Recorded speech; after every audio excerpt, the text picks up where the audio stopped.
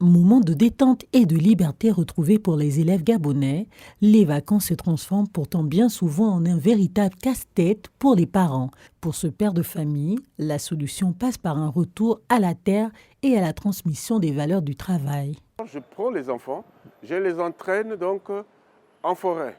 Je les enseigne comment défricher, comment faire une plantation.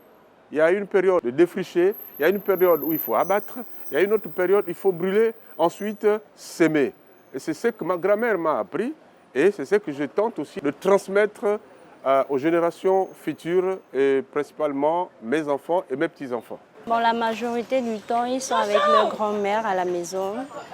Ils aident un peu à la vaisselle, les petits travaux à la maison et à une certaine heure, ils vont jouer à la cour avec les autres enfants.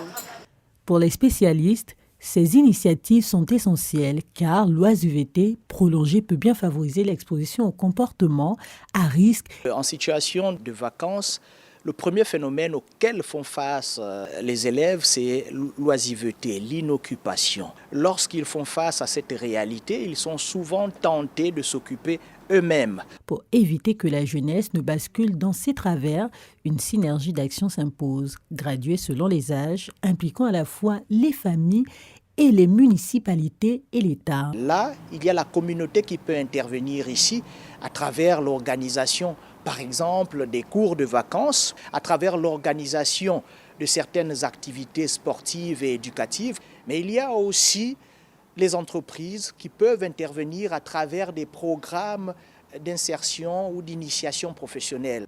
Occuper les enfants pendant les vacances, c'est bien plus que remplir leur emploi du temps. C'est leur offrir un cadre propice à l'épanouissement, à l'apprentissage et à la découverte.